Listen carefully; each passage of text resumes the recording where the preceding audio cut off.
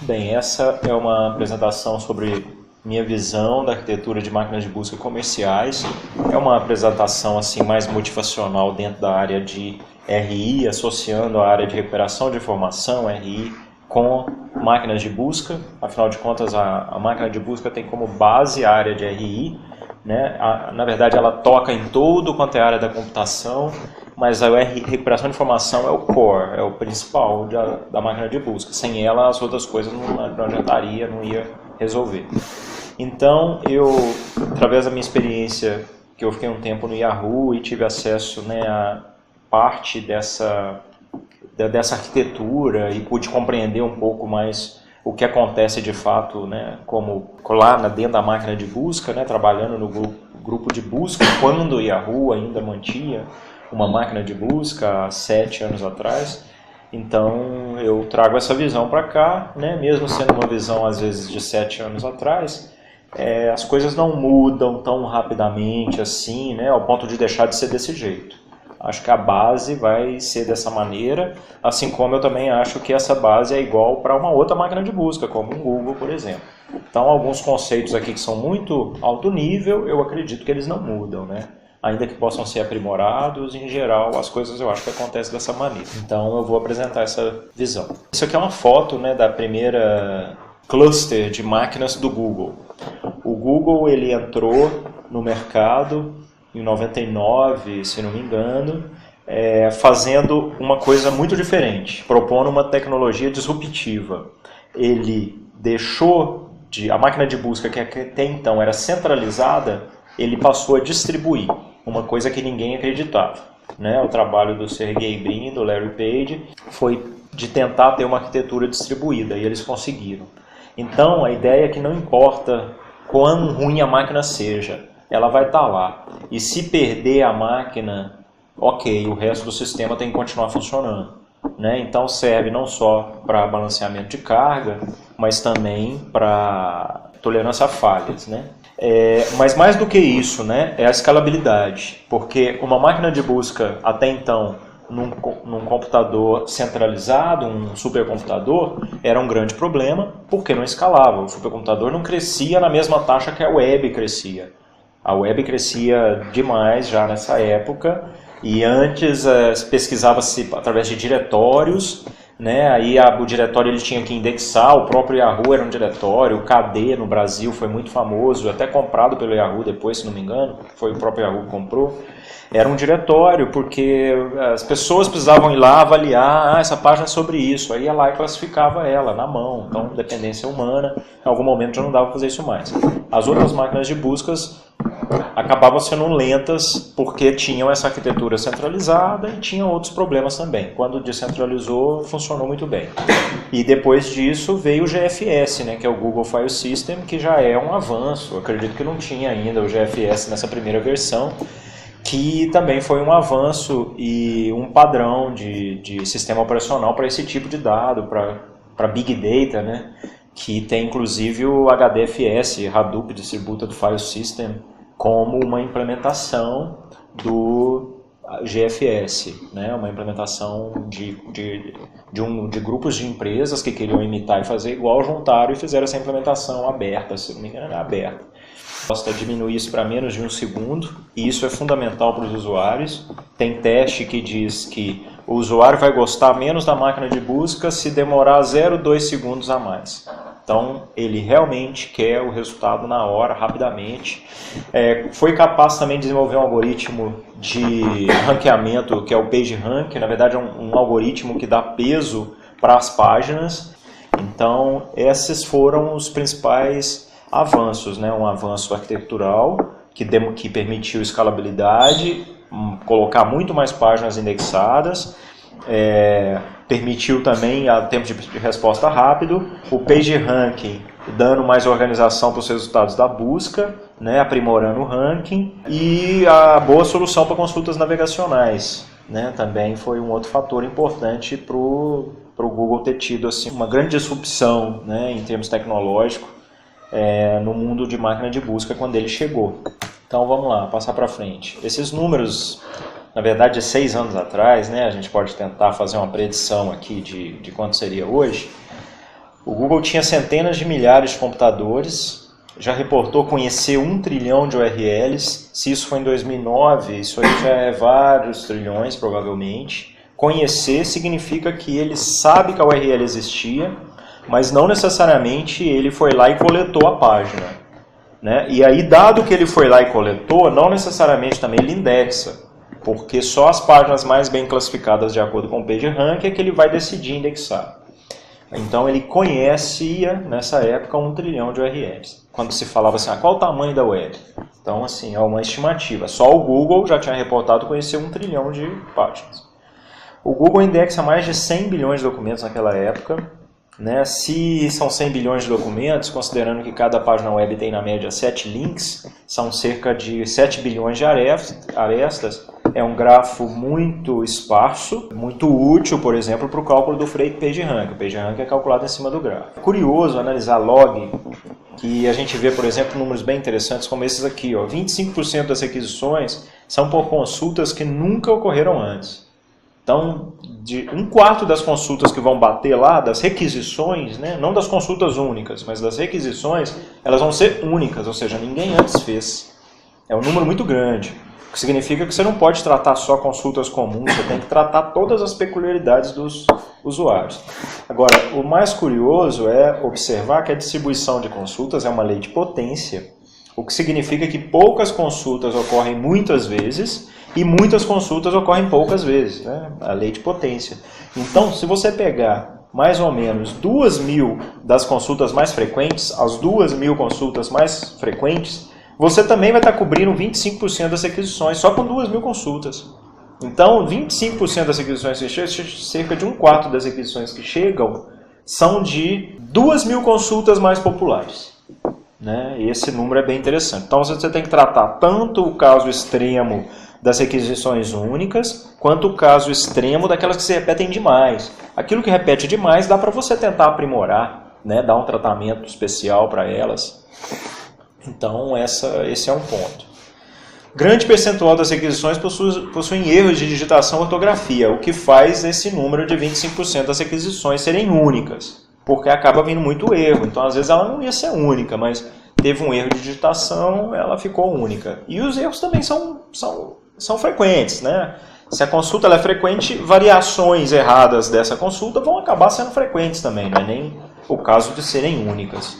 Né? Mas erro aumenta a chance de ser única essa consulta. Bem, isso aqui é um desenho que mostra os macrocomponentes da máquina de busca se relacionam.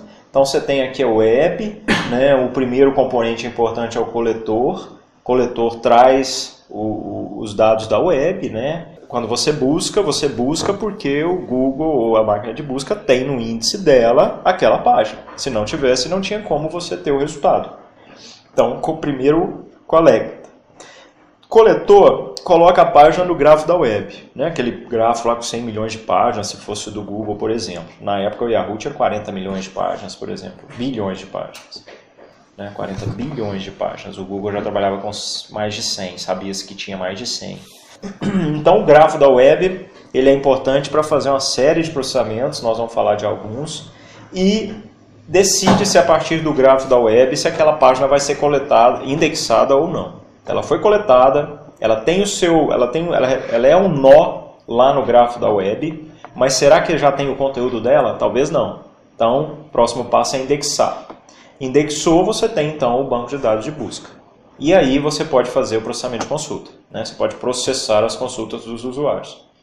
Então, esses são os grandes componentes, né, da máquina de busca, todos eles muito complexos e cheios de outros componentes. A gente vai dar uma ideia do que cada um faz.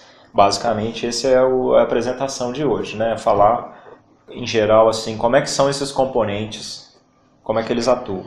Então, começando pelo coletor, ele é responsável por gerenciar a coleta, fazer cache dos dados.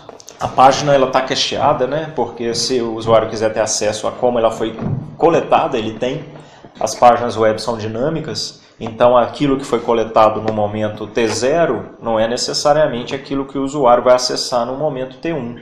Então, às vezes ele vai ver uma coisa diferente, ele pode querer ver o cache. O cache é importante também para calcular o snippet, que é o resuminho que aparece embaixo do link da página. Aquele snippet é calculado em tempo real, né? Você faz a busca, ele calcula para a sua busca. É claro que a máquina de busca tem cache, mas se não tiver o cache lá disso na hora, se não tiver feito uma consulta antes, alguém, então vai calcular na hora. Parece que é muita coisa para acontecer em 0,01, 10 segundos, mas é verdade que acontece tudo isso. Falando mais especificamente das funções do coletor, né? A função básica: disparar URLs para serem coletadas por outros nodos. Então, na verdade, o sistema de coleta, naturalmente, tudo é distribuído, né? Em geral, todas as máquinas fazem tudo. Então, você tem lá um indexador aproveitando do processador da máquina e aproveitando da estrutura de disco, né? Da controladora de disco em cada um dos discos, então tentando aproveitar recurso dessa maneira. O outro está lá coletando, aproveitando o canal da internet, aproveitando rede, né? O outro componente está lá permitindo consulta, porque afinal de contas, se você está coletando e indexando, por que você vai agora copiar o índice para outra máquina? Então ela também é uma processadora de consultas. Claro que vai ter que ter uma certa troca de conteúdos entre essas máquinas, mas em geral todas as máquinas podem fazer com tudo, né? Então ela dispara URLs para ser coletadas pelos outros nodos, porque se a minha máquina descobre uma nova URL, mas não é da minha lista coletar essa URL, ele tem que mandar para outro nodo, mandar para o nodo certo. Salvar o conteúdo retornado, converter formatos não HTML, né, porque pode converter tem que chegar um texto, então ele precisa traduzir tudo para texto, de certa forma. Extrair as URLs do conteúdo retornado, porque agora a gente quer saber os links, né? Cada link de uma página coletada é uma URL nova potencial para entrar no sistema. E é uma URL que talvez eu não conheça, então vai para a fila de coleta, pode ir para a fila de coleta. Ou vai para o grafo da web e fica lá aguardando a sua vez de ser coletado. E outra função importante é agendar a recoleta do URL, porque, claro, como a web é dinâmica, tem que ficar recoletando full time, então coleta é uma atividade que nunca para. Coleta, indexação você cria índices, depois você tem que juntar com outros índices, porque ele vai ficando velho, aí em algum momento tem que refazer. Então é tudo muito dinâmico, né? Esse conteúdo lá dentro. De acordo com a história de modificações do documento, o que vai ser feito esse reagendamento, né? Porque tem documento que nunca vai mudar, então o coletor não precisa ficar batendo lá todo dia. Ele vai lá de vez em quando. Ele vai uma vez, aí ele vê que não mudou, ele aumenta o tempo, ele vê que não mudou, ele aumenta o tempo, até algum momento que ele até para, ou vai demorar um mês para voltar lá, ou vai até falar assim, isso aqui já não é mais um conteúdo interessante, nunca muda, já está velho, né? Isso pode até influenciar no ranking depois. Essa modificação pode ser feita de acordo com a data associada ao arquivo, né? Então, às vezes você consegue pegar isso, às vezes não. É possível pegar essa informação, às vezes até linha no diretório, sem ter que trazer exatamente o arquivo, né? Então, você não precisa nem baixar ele para você ver se ele foi atualizado ou não. Bem, o coletor ele é implementado através de um banco de dados de URLs. Na verdade, o que é o coletor? O banco de dados de URL, na verdade, como que o banco de dados de URL está implementado. É um tipo de árvore B, onde cada URL contém diversos atributos armazenados no banco. Então, na verdade, é uma árvore B bem útil, onde os nodos internos eles armazenam, de fato, uma lista de chaves, uma lista de chaves.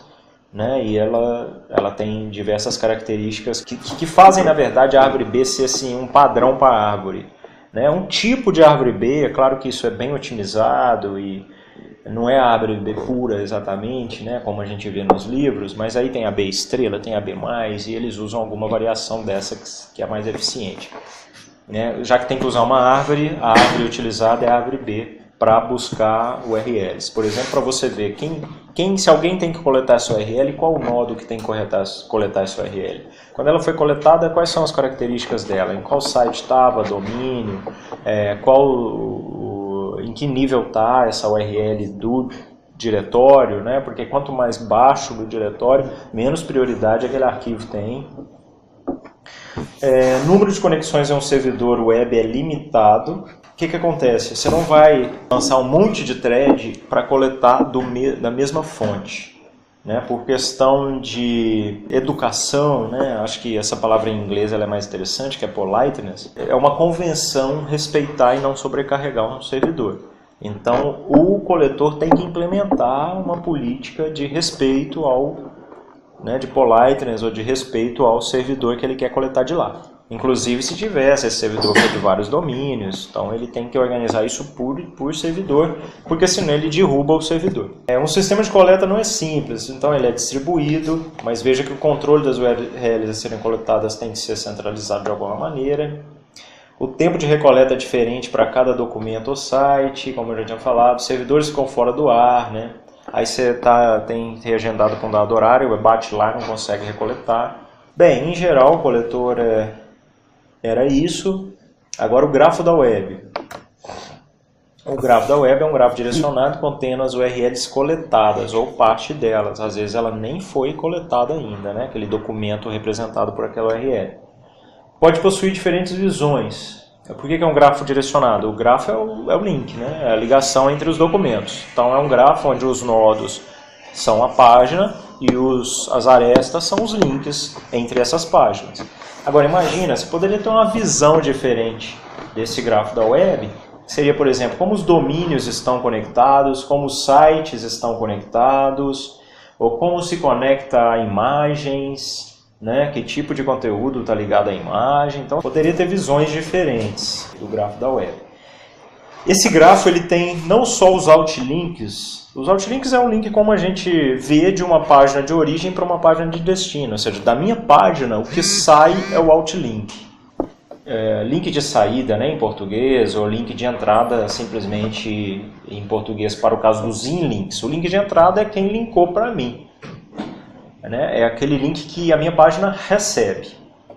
Então, é preciso representar essa informação. Quando você está numa página, você tem explicitamente a informação de para quem ela linkou. A página que foi linkada, eu não tenho na propriedade daquela URL, eu não tenho a informação de quem me linkou. Mas após construir o grafo, é possível ter também o grafo no outro sentido. Basta inverter as arestas e você pode fazer a mesma coisa que fazia e ter o grafo de inlinks, né? Que significa você ter a representação de todo mundo que linkou para você. Você pode, de certa forma, gerar essa informação, né? Naturalmente. É um grafo muito esparso, ele naturalmente vai ser implementado como uma lista de adjacência, né? Porque é a melhor maneira de representar o grafo em geral, porque em geral o grafo não é muito denso, né? A maioria dos grafos são mais esparsos e lista de adjacência funciona bem. Vamos falar das funcionalidades desse grafo da web. Nem todos os documentos do grafo serão indexados. Algoritmos sobre o grafo determinam as páginas mais importantes, por exemplo, o PageRank. Então, né, não quer dizer que está no grafo que você vai buscar. Tem coisa no grafo a mais do que aquilo que está indexado.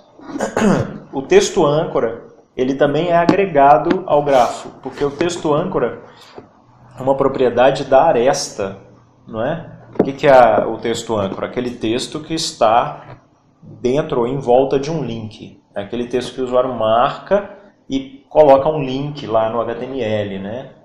E coloca o hiperlink, mas ele descreve como texto. Aquele texto é o chamado texto âncora, o texto que linkou o seu documento ao documento, à URL linkada. Então é uma propriedade do grafo, uma propriedade da aresta. O texto em volta do link muitas vezes também é usado. Então não só o clique aqui, mas aquilo que vier antes ou um pouquinho depois também é utilizado. Detecção de site spam também é feito aqui em cima do grafo. O site spam, na verdade, é uma duplicata roubada, vamos dizer assim, né? Ou, não sei, de uma forma não muito ética.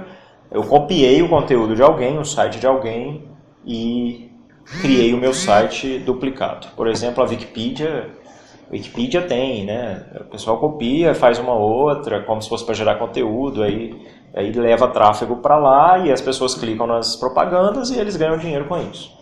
Então tem gente que vai lá e faz o spam do site inteiro. Aí é fácil então detectar, porque os outlinks são idênticos. Mas é curioso, porque quando você faz uma cópia de um site, você tem os outlinks desse site, mas você não tem uns inlinks, porque quem linkava para esse site não vai passar a linkar para o seu spam, você não copiou isso não é copiável. Então, na verdade, é fácil, teoricamente fácil detectar por causa dessas características, de ter outlinks iguais, mas aí o site spam nunca tem link, ou quase não tem link. Então, no grafo da web, ele é visto como uma ilha, né? Ele não fica conectado, ele fica como uma ilha, o site spam.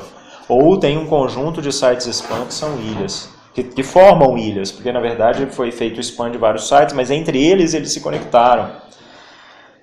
Então essa conexão é fundamental, né? Como é que estão cada página? As páginas que estão no componente fortemente conectado, ou seja, aquela página que se eu tiver nela, eu consigo ir em qualquer outra página do componente fortemente conectado através de seguindo links, essas páginas estão realmente bem conectadas e vão ter um PageRank maior. Se você tiver só na parte do grafo, que é a parte alt, significa que de você chega no componente principal, mas no componente principal não chegam até você. Então você não está bem conectado. Você se conectou, mas não conectaram você.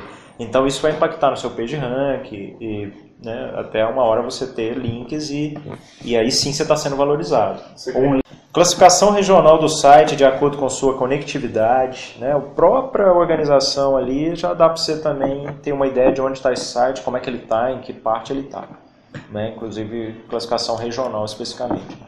Detecção de site espelho também, né? Porque às vezes o mesmo site ele tem um outro servidor e ao invés dele ser usado só para tolerância a falhas, ele também acaba sendo usado para balanceamento de carga, né? Porque já que você tem duas estruturas, antigamente até tinha isso, né? Um servidor fica ali dormindo, ele sobe só se...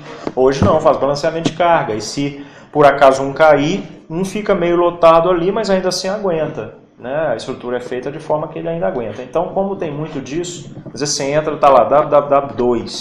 Se você entrar no www sem ser o 2, ele também vai acessar o mesmo conteúdo. Então, é porque o site está replicado. É um site espelho. Aí, se ele fosse lá e coletasse os dois, para quê? É o mesmo conteúdo. Ele não quer gastar tempo coletando, não quer gastar nada do recurso com esse site que já tem conteúdo replicado. Então, antes mesmo de baixar, se ele já tem informação sobre links para esse site, já pode ser útil. Detecção de clusters de duplicatas e quase duplicata. Está vendo? Cluster de duplicata. Assim como você pegou um site spam, você também vai poder identificar clusters de duplicatas. São as ilhas, aquelas que ninguém linka para elas. Certa vez um aluno que fazia uma pesquisa até do FMG, ele fazia uma pesquisa sobre spam e ele foi listar, na página dele dentro do FMG, ele foi listar os sites spams. Como exemplo, aqui eu estou relatando sobre spam, um relatório técnico lá que ele fez, ele linkou aqui, está aqui os exemplos de spam. O que ele fez na verdade? Ele disse para o Google que olha, aquilo ali talvez não seja spam, porque está recebendo um link. Eu estou dando um link da UFMG para o site spam. Né? E aí ele deu propriedade para os spams. Né? Então, o site spam a gente nunca linka, não, porque né, você está avacalhando a máquina de busca se você fizer isso.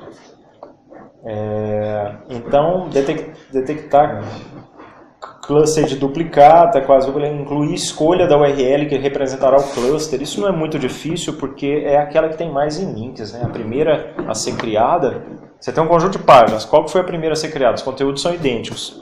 Tá, mas veja em links. Aquela que tiver em link foi a primeira. A outra, dificilmente a outra vai copiar um conteúdo e depois vai ganhar mais em links do que a primeira teve. Então, é uma técnica que funciona. Bem, mudando então de tópico, né, indo aqui para a parte do indexador.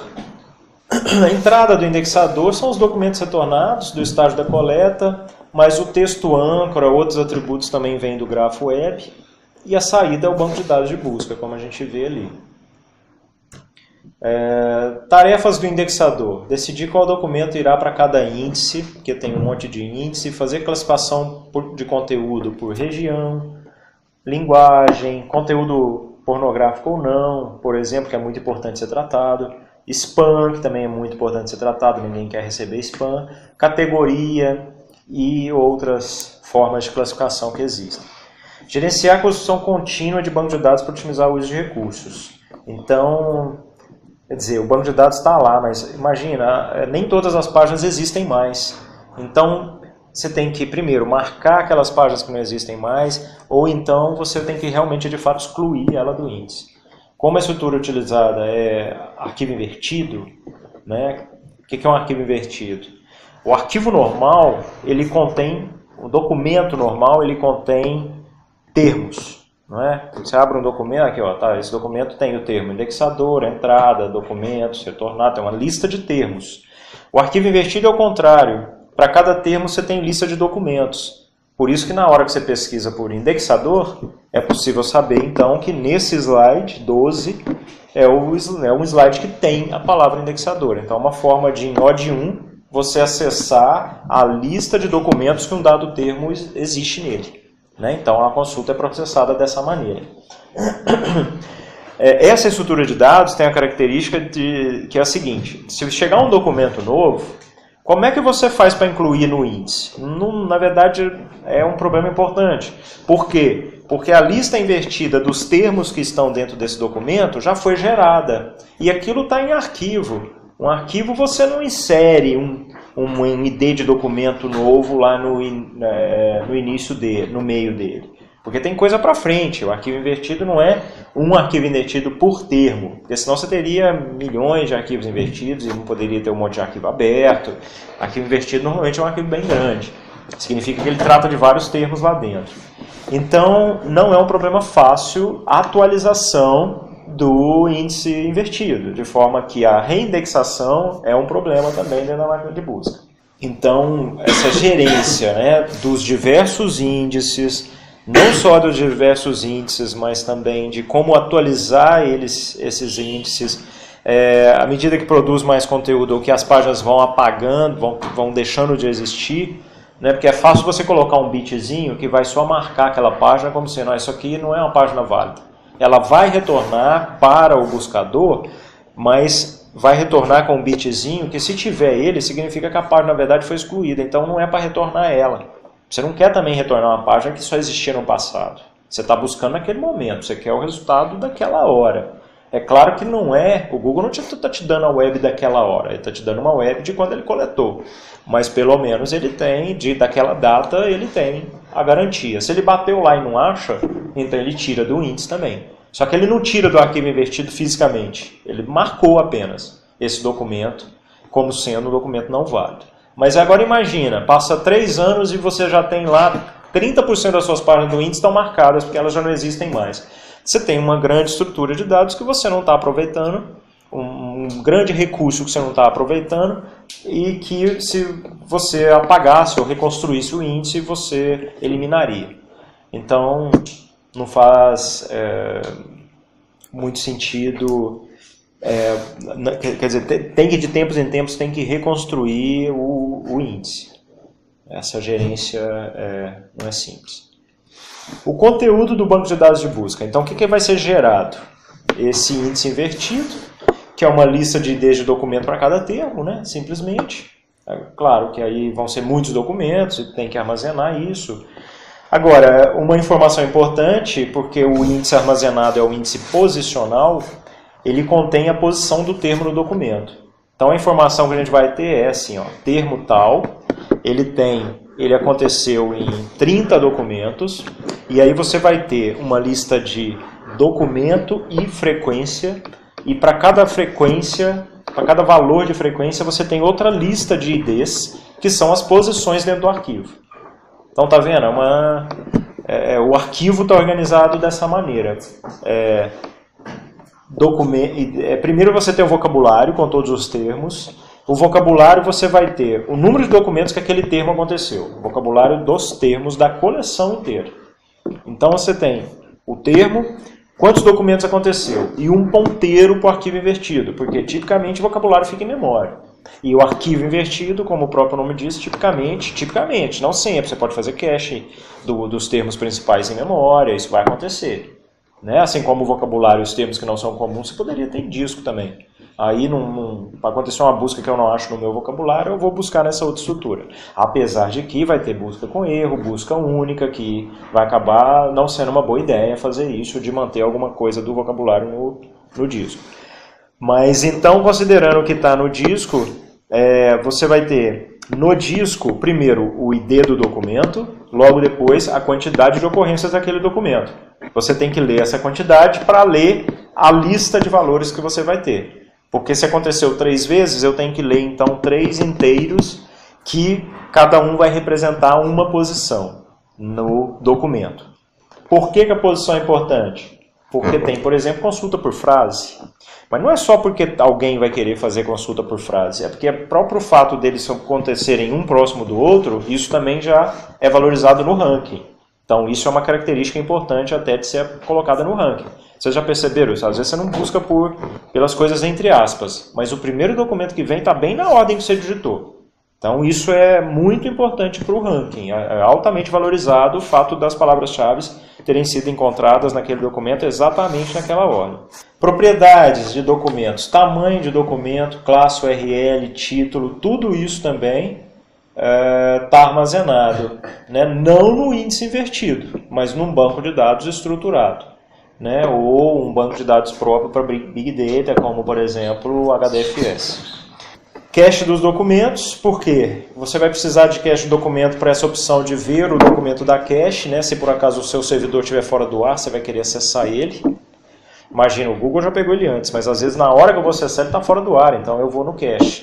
Ou quem sabe eu vejo um documento que não tem a palavra-chave que eu busquei.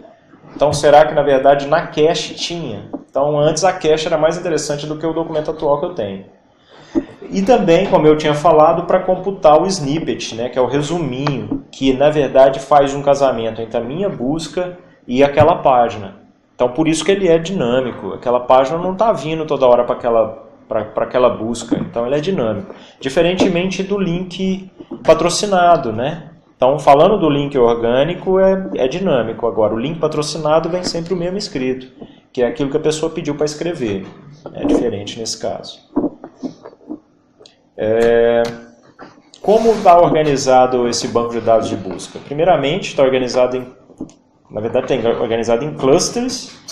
Cada cluster armazena um conjunto diferente de documentos, né? O cluster possui propriedades diferentes, então eles estão organizados de acordo com os tamanhos, com a periodicidade de reindexação, com o tipo de conteúdo diferente, com a relevância do conteúdo diferente.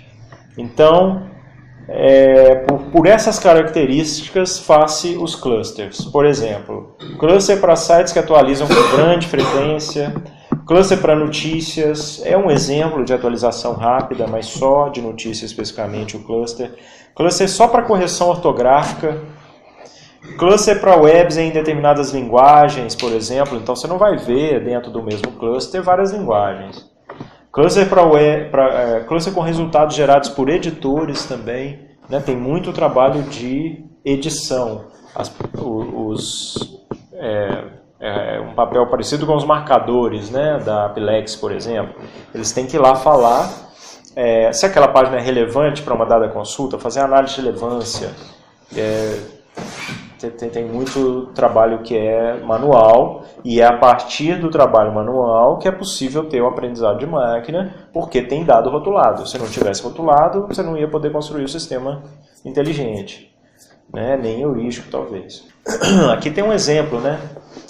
A consulta chega aqui para esse proxy, que vai mandar as consultas. Primeiro ele vai verificar na cache, porque às vezes a consulta já está prontinha na cache, porque pode ser uma consulta muito comum, ou muito recente, né? Porque tem as tendências também, né? Se sair no Jornal Nacional um tema, já está todo mundo buscando. Então, na hora que o primeiro buscar, já vai para a cache, fica ali um pouco, se 2 minutos depois alguém buscar de novo, ou 1 segundo depois, já está pronto. E aí o proxy decide por mandar a consulta para os clusters de primeiro nível. Ele pode até, por classificação da consulta, identificar que essa consulta vai para um cluster e para outro, não vai para um terceiro. Vocês já viram que tem por exemplo, você tem busca que você faz que retorna imagem no meio, que retorna vídeo no meio. Tem imagem que tem característica de ter várias coisas, ter notícia, página normal, link patrocinado, vídeo, imagem. O que aconteceu? Ele foi nesses diversos clusters aqui, ó, e encontrou bons resultados em todos eles. E falou assim, poxa, esse tipo de consulta aqui é boa para imagem, para... E veja que cluster, né, eu estava dizendo antes, não é nem organizado por tipo de conteúdo, se é multimídia ou não. Mas é claro que esse tipo de conteúdo também está num cluster separado e ele consegue misturar. Imaginando que isso aqui são só clusters de texto mesmo, o que ele vai fazer é pegar fazer cada pedacinho aqui responder pela sua parte, pelo tipo de conteúdo que ele trabalha, e depois pegar os resultados. Aqueles que tiverem muitos resultados tendem a ter maior prioridade na hora de juntar os resultados. Por que está em níveis? Porque se ele consultar o primeiro nível, que é a tentativa dele de te responder, você acha que você está pesquisando na máquina, no mundo inteiro, não está. Se a sua consulta ela é popular, ou ela é muito comum, ou ela é assim, tem muito conteúdo a respeito dela, você vai ter ficado só no primeiro nível da máquina de busca. Então, você vai ter consultado esses primeiros elementos aqui. E veja só, de um data center. Porque, na verdade, a linguagem ela é tratada em data center diferente.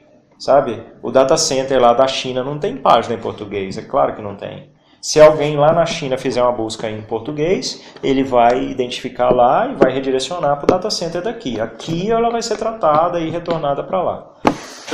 Ou o contrário também. Então, na verdade, a primeira coisa é que data center eu mando. Poderia até decidir duas, vai que a minha tem duas linguagens. E não quer dizer que está na América do Sul que vai ter só português e espanhol. Não, pode ter coisa em inglês, vai ter coisa em inglês aqui também. Ou pode ter até parte dos conteúdos de um data center em outro. Então, assim, essa questão de como separar os documentos é assim, também crucial e uma área de pesquisa muito grande também, né, dentro das máquinas de busca ou mesmo fora. Como é que você clusteriza os documentos de forma a maximizar o resultado das consultas? Então, só vai chegar no nível 2 se não tiver bons resultados no nível 1. Por exemplo, consulta por artigo científico. Normalmente você bota um monte de palavra-chave, né, e ou às vezes você especifica PDF, ou às vezes assim, você viu um trechinho de um artigo, você quer encontrar ele, ou o título do artigo. O título do artigo é palavras técnicas, ele não vai ser respondido pelo primeiro nível. Então ele para e vai para o segundo nível. Ou ele já identifica, peraí, deixa eu dar o tratamento aqui para eu ver se é esse nível ou outro, se for artigo, eu teria como ele tratar também. Então vai para todo mundo daquele nível. E aí vamos ver se tem resposta. Se tiver, beleza, ele já retorna. Se não tiver, opa, tem mais nível ali para olhar, né? E aí que vai demorando. Se você fizer uma consulta muito popular, ela vai ser respondida pela cache. Você vai ver que o tempo de resposta vai ser mínimo mesmo. Às vezes não é tão popular, mas é uma consulta que você sabe que tem muita página a respeito, então ela também responde rápido porque acessou aqui os clusters de primeiro nível. Se a consulta é muito específica, aí você vai ver que ela demora um pouco mais. Ela vai no próximo nível. Ela precisou receber essa resposta, ver que não tem boa resposta até ir para o próximo nível. É claro que pode ter muita inteligência aqui, no sentido de já classificar as consultas. 75% das consultas já foram feitas. Então, das requisições, né? É diferente de falar das consultas. A consulta é a palavra ali que foi consultada. A pessoa pode fazer ela várias vezes ou várias pessoas podem fazer. Mas cada um fez a sua requisição àquela consulta. Então, se você pensar que existe um grande histórico vivo, histórico daquilo que é mais importante hoje, está tudo ali acontecendo, então é possível também dar um tratamento e já tentar economizar recursos para não ficar batendo em um monte de cluster toda hora. Né? Dá para ter mais inteligência aqui também. Vamos explicar direito, então, como é que a consulta acontece. Né? Primeiro, como o cluster está organizado. O cluster é um conjunto de nodos, o cluster em si. Né? Não estou falando lá do conjunto de cluster, mas estou falando de um cluster. Como que um cluster está organizado? Ele tem um conjunto de nodos. Cada nodo cobre um conjunto de documentos indexados. Uma parte do índice associado ao cluster. Então, lá dentro também tem agrupamentos. Né? Dentro do próprio cluster, os dados estão organizados em nós. Inclui que tipo de dado tem? O índice invertido, né? Lista de documentos e propriedades para cada termo, e as propriedades dos próprios documentos. A própria cache também estaria ali, bem como propriedades do documento. Cada nodo deve possuir cache em memória principal dos termos mais acessados no índice invertido, dos termos, não é da consulta completa. Né? Porque aí ele não vai, aquele termo é muito comum, ele não vai precisar ir a disco. Ele já vai ter tudo em memória. Não tem que associar o arquivo invertido. E das propriedades dos documentos mais solicitados. Tem documentos também muito retornados. A máquina de busca sabe todas as vezes que um documento apareceu no topo, ou apareceu no top 10, ou foi clicado. Então, na verdade, ele tem lá todo o histórico de tudo quanto é documento, tudo quanto é padrão de clique. Tipicamente, todos os nodos atuam como interface com o proxy, como mestre e como filho. Então, a interface vai receber a consulta, vai passar para um mestre que vai fazer um processamento, vai mandar para os filhos e vai recolher de volta. Nós vamos ver como é que isso acontece, mas veja que todo nó pode fazer esses 3 papéis. É interessante isso. Como o filho responde a uma consulta? Primeiramente, né, a primeira forma é mais eficiente, ele filtra, a primeira fase, né, a fase mais eficiente, onde ele filtra documentos candidatos. Então, na verdade, assim, você vai ver lá, então, beleza, o nodo recebeu uma consulta e ele precisa retornar um conjunto de resultados para o master. Mas o nodo, ele não sabe se aqueles documentos ali vão ser todos relevantes, por exemplo. Mas será que ele vai ter que preocupar com todos? Não vai preocupar com todos. Então ele vai fazer uma poda e vai falar assim, eu quero trabalhar com os... Vamos dizer, eu quero pegar aqui os 100 melhores documentos, mas de acordo com as métricas mais simples que eu tenho. Desses 100 melhores, ele foi lá, pegou as melhores métricas deles, as informações completas dele, e aplicou de novo a sua função de ranking para ele poder ordenar esses 100. Aí ele vai passar esses 100 para o master? Não, para quê? Ele vai passar 10, porque no pior caso, esses 10 vão ser apresentados para o usuário, não mais do que isso. Né? Então, na segunda fase, é que ele faz o cálculo mais preciso da relevância para esses 100, para que ele possa tirar os 10 que realmente são mais relevantes e serem retornados então para o proxy. Lembrando que o proxy vai receber isso de vários clusters, e ele também ainda tem que juntar. Né? Eventualmente vai ter resultados em vários clusters, nem sempre tem. Mas ele também vai fazer uma nova junção a partir dos resultados dos vários clusters. Porque até então tudo aqui foi dentro de um cluster. Né? Então, os cálculos mais precisos do ranking foram feitos só para os documentos que antes eram os melhores candidatos a serem os melhores documentos. A partir de cálculos mais simples, a partir de características mais simples também, que já estavam de mais fácil acesso. Se ele fosse fazer essa segunda fase para todo mundo, ia ser muito mais custoso. Corre o risco dele perder algum documento relevante aqui? Corre, porque aqui na primeira fase ele está fazendo uma poda. Se ele puder errado, ele pode perder documento. Bem, então nós estamos caminhando para o final. Falamos do coletor, do grafo web, do indexador e, finalmente, o processador de consultas. Bem, a interface de busca usa de artifícios da interface, né? Esse print screen é até meio velho. A gente vê que primeiro tem links patrocinados, né? Antes a corte era bem destacada, né? Para ficar muito claro que isso aqui é link patrocinado, mas observou-se que quanto mais próximo de branco for isso aqui, mais os usuários vão clicar. Então isso vem mudando, né? A informação de que é um link patrocinado está ficando cada vez mais discreta. Então, aqui a gente tem o ranking orgânico, tá vendo? E aqui o link patrocinado. O orgânico é o que sai da máquina de busca, calculado pelos algoritmos. E o patrocinado não, está ali porque, de certa forma, é importante para a máquina de busca que vai receber do link patrocinado quando a pessoa clicar, mas que também a máquina também tem que preocupar em ter links patrocinados relevantes, porque ela tem que satisfazer o usuário final e tem que satisfazer quem está patrocinando. Quem está patrocinando tem que receber bons usuários, porque senão ele nunca vai converter, aí ele não patrocina mais. O próprio usuário, se ele não sentir que essa página aqui patrocinada é útil para ele nunca vai clicar em link patrocinado. Então, né, é o ganha, link patrocinado. A máquina de busca tem que ganhar, o patrocinador tem que ganhar e o usuário também tem que ganhar. Senão não funciona a longo prazo. Funciona só para a primeira campanha que a pessoa for fazer e aí morre o negócio, né? Então é importante. Então, como é que é processador de consultas? Parte do sistema que precisa ser executado em tempo real. Todo o restante, apesar de que a gente já ilustrou no índice o que acontece quando chega uma consulta, né? De certa forma a gente está falando um pouco do processador de consultas, mas todo o restante do sistema de coleta, indexação, processamentos em cima do gráfico da web, são todos processamentos em lote, né? E o processador de consulta, é o responsável pela parte de tempo real, usando, claro, do índice que está ali estático, que já foi coletado. Os servidores proxy gerencia a chegada de uma consulta. O que faz, né? Aquela máquina proxy lá que recebe a consulta? Gerencia cache como resultado pronto para consultas populares. Então ele também tem o seu cache das mais populares. Faz balanceamento de carga, ou seja, para onde ele vai mandar, ele vai verificar. Faz verificação ortográfica também. Porque se já tiver que fazer uma correção, veja, poderia ser também um monte de proxy, né? Não é uma máquina lá que está lá recebendo tudo quanto é requisição do Google, né? Então, tem um conjunto de máquinas proxy.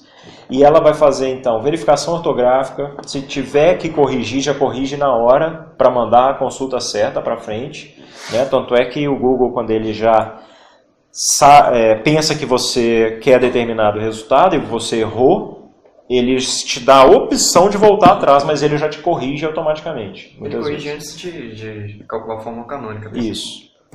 Ele corrige primeiro.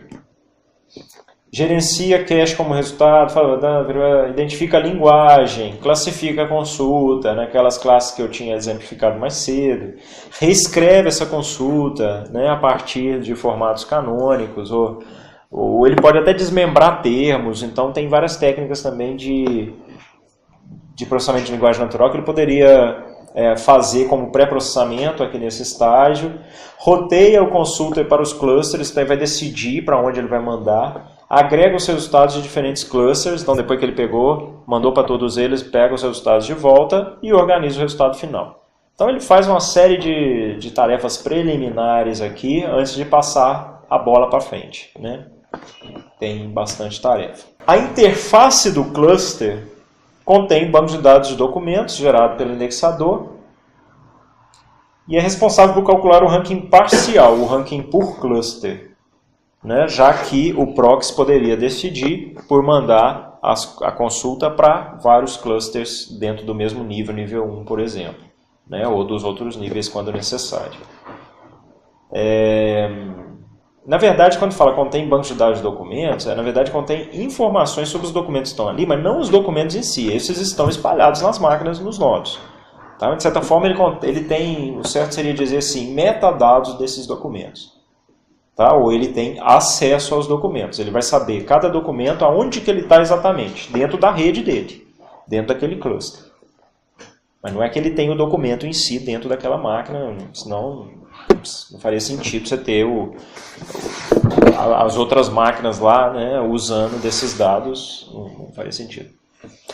Bem, o trabalho editorial que eu falei, resultados de consulta são bons porque uma função de ranking foi aprendida a partir dos dados que existiam, de acordo com a análise manual de relevância feita por humanos. Os editores eles classificam resultados como mais ou menos relevantes. Também classificam sites como confiáveis, spam, né, pornográfico ilegal. Então, dado que eu marquei um monte de site aqui como sendo spam, na hora que eu tiver site com características similares, ele vai ser um spam também. Então, é importante ter classificação de tudo, ter tudo rotulado, que é para eu ter representantes dentro das classes e poder usar aprendizado de máquina para classificar e, naturalmente, para ver que um site é spam, é ilegal, e aí você não retornar como resultado. Milhares de consultas estão avaliadas manualmente. Né? Então, a equipe de editores é uma equipe grande, sabe? Não é o próprio programador que fala assim, não, vou ter que rotular isso aqui, deixa eu ver.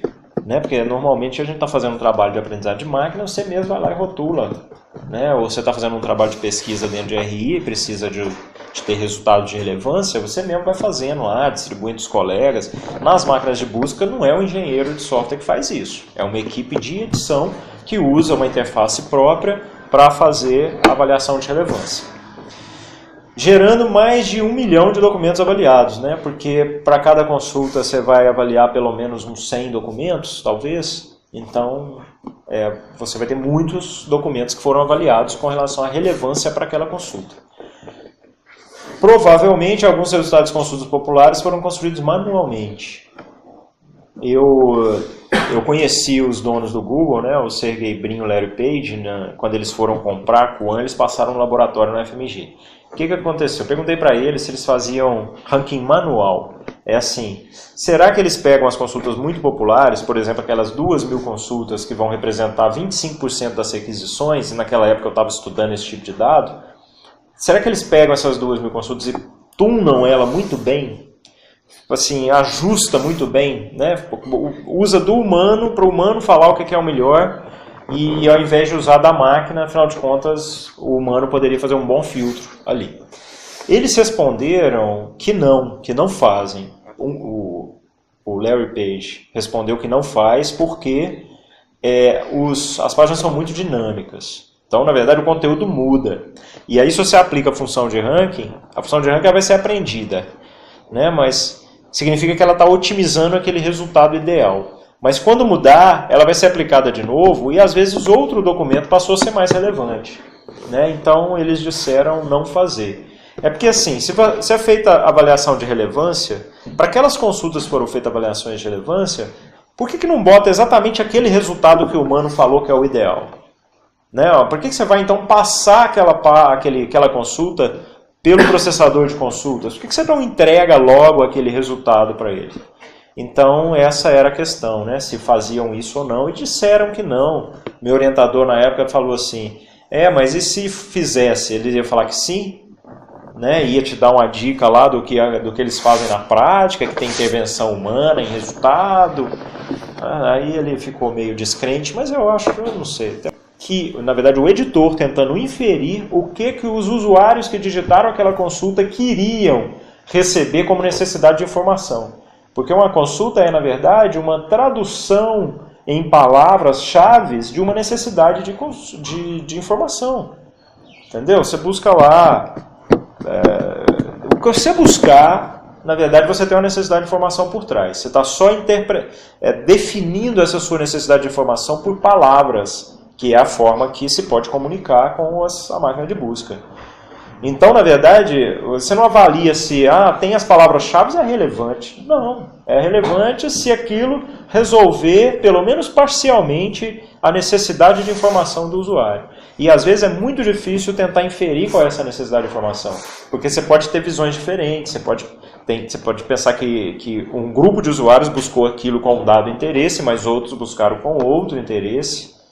Então, é um exercício de tentar se colocar no lugar do usuário, esse trabalho de edição. Aí você pensa assim, poxa, mas isso dá certo? Dá, porque na hora que você faz isso em grande quantidade, o ruído fica pequenininho e ele não pesa. Né? Por isso que a sequência dessa apresentação é o que eu falava, o poder da agregação. Porque no fundo, quase tudo que você agrega, você consegue tirar tanta informação de dado agregado, sabe que aí vem o conhecimento, ele aparece. No caso, voltando pensando na parte automática, será que, tipo assim, eu estou buscando flores, cada vez que o cara buscar flores, eu vou mandar resultados diferentes para ele. Eu ainda não sei o que é o melhor. Cada vez eu vou mandar um resultado diferente. Às vezes eu consigo, tipo, o cara clicou no link e vê quanto tempo ele ficou ali. Se ficar um bom tempo é relevante, eu começo a fazer um ranking por isso. Isso chama feedback implícito de relevância.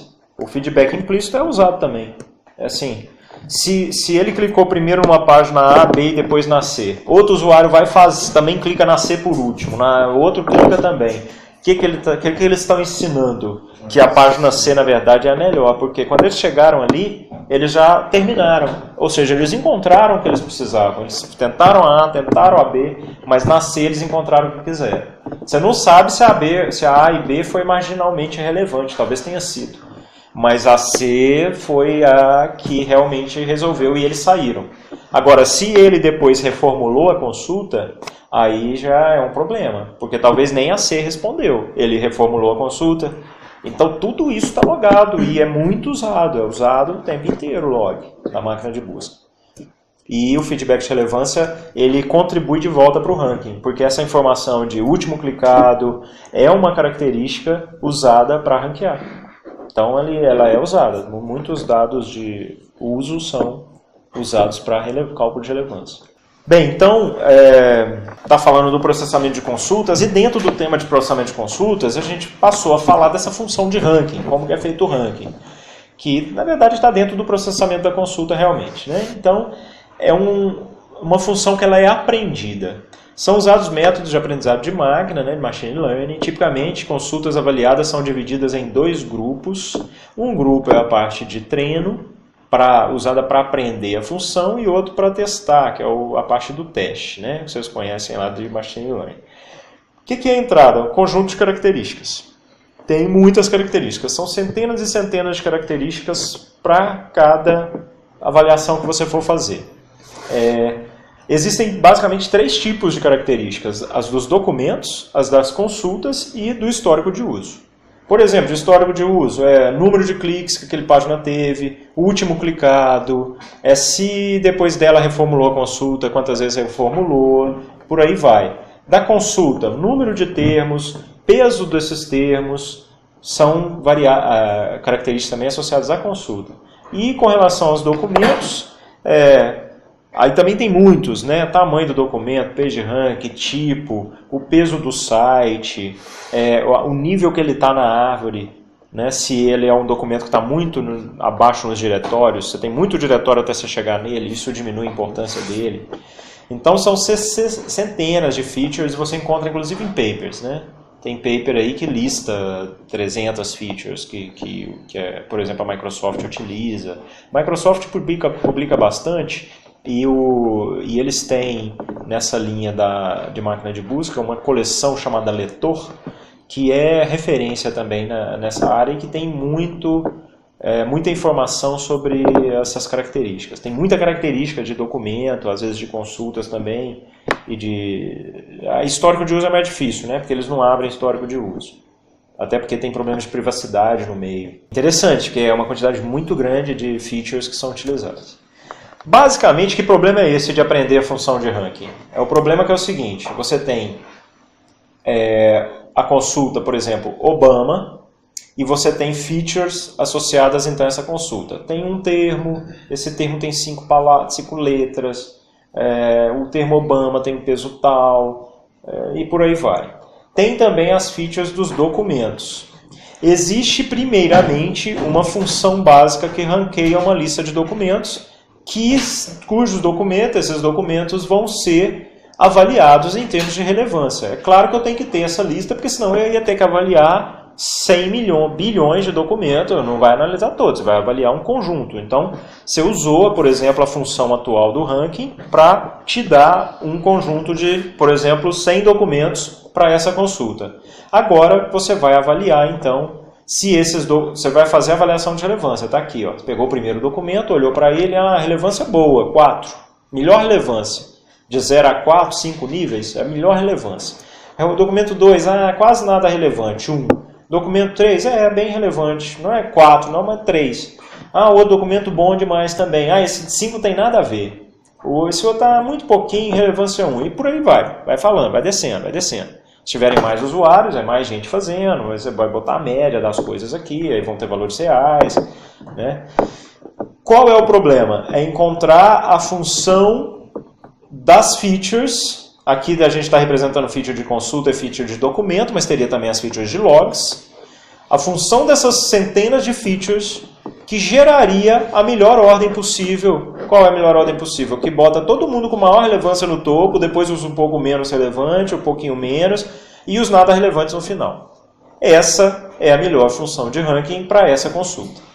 Quando você treina essa função, ou tenta aprender, né, faz o Learning to Rank, que é uma sub-área do Machine Learning, o Learning to Rank, que é exatamente o problema de predizer essa função.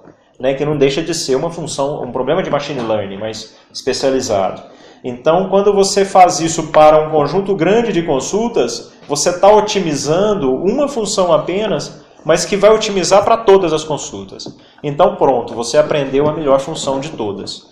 Ou, se você souber agregar essas consultas, de alguma maneira, se você souber não agregar, mas clusterizar essas consultas, então você também poderia ter funções por clusters. Eu sempre ouço falar muito assim, uma função de ranking, mas eu não acredito não. Eu acho que isso aqui é muito...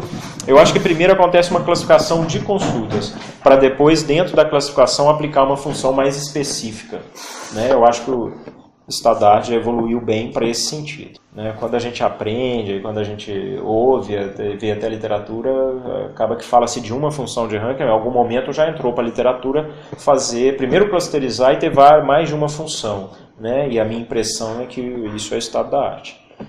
É primeiro uma classificação de consulta.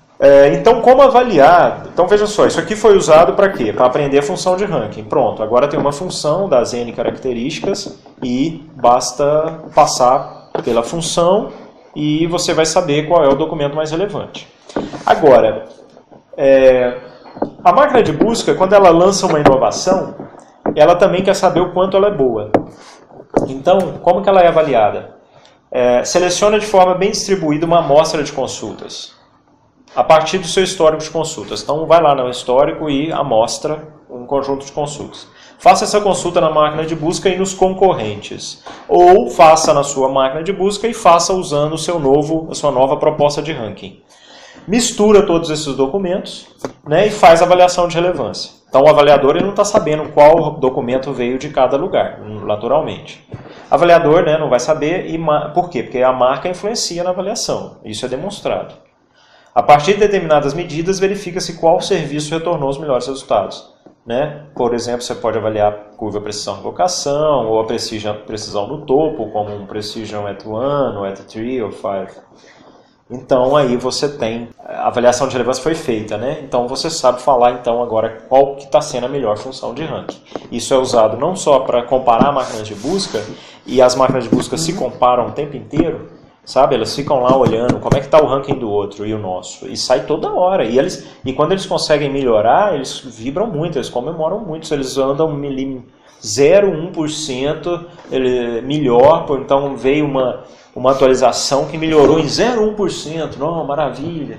Somos estatisticamente relevantes em relação ao outro ali, né? O Yahoo, por exemplo, eles falavam que eles eram melhor no Japão do que o Google, porque eles tinham tratamentos especiais, eles investiram numa equipe especializada na língua japonesa, né? E isso trouxe um certo diferencial e um bom mercado, inclusive, também no Japão. Só para dar um exemplo, né? A China tem sua própria máquina de busca, é o Baidu. E ali eles criam barreiras para o Google entrar, então a máquina ficou muito... A Baidu tomou o mercado todo chinês.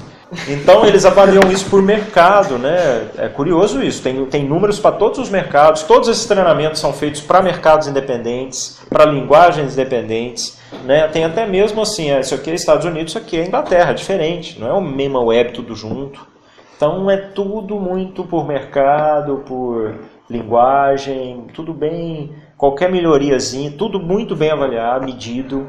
Então não é assim, isso aqui se a gente fizer, será que melhora? Vamos fazer, eu acho que melhora, vamos fazer. Não, se você vai fazer, vai medir. Se realmente o experimento demonstrar que é melhor, aí passa para frente. Aí bota no ar, senão não é uma melhoria, né? Você não pode piorar a máquina de busca. No Brasil mesmo, o Yahoo não investia, ele perdia 10% para o Google. Nos Estados Unidos, ele perdia um pouquinho e não era estatisticamente relevante a qualidade superior do Google. Se o experimento do Yahoo tiver certo, né, ele defende ter uma qualidade similar, apesar de que o índice era muito menor. O Yahoo, por exemplo, não indexava blogs, então em termos de cobertura ele perdia. Mas se você fosse avaliar a relevância em si, ele considerava um impacto técnico, né, e falava que ganhava, por exemplo, no Japão. Bem, ranking de link patrocinado, né? Os clientes pagam por cliques para terem os links apresentados. Como resultado de busca para determinadas palavras-chave. Como determinar o ranking? Quem pagou mais? Então, na verdade, não, né? Como eu tinha falado mais cedo, tem que agradar também a quem está pagando. Então é um problema um pouquinho diferente o de link patrocinado. E a coisa está ficando cada vez também mais especializada, né? Então uma busca hoje em dia é também uma recomendação, porque ela tem o toque de personalização seu. Ela vai levar em consideração a linguagem que você usa nativamente, ela leva em consideração onde você está. Eu busquei recente por não sei se foi o nome de um banco, ele já me deu o endereço do banco em Ouro Preto. Então na verdade isso até dificulta você encontrar informações de forma mais global, porque tudo ele te leva para o seu mundinho ali, né? Então te atrapalha um pouco a conseguir informações mais abrangentes. Mas está sendo cada vez mais personalizada, então não está entrando muito para a área de recomendação também. É isso. Agradeço a atenção e paciência de todos.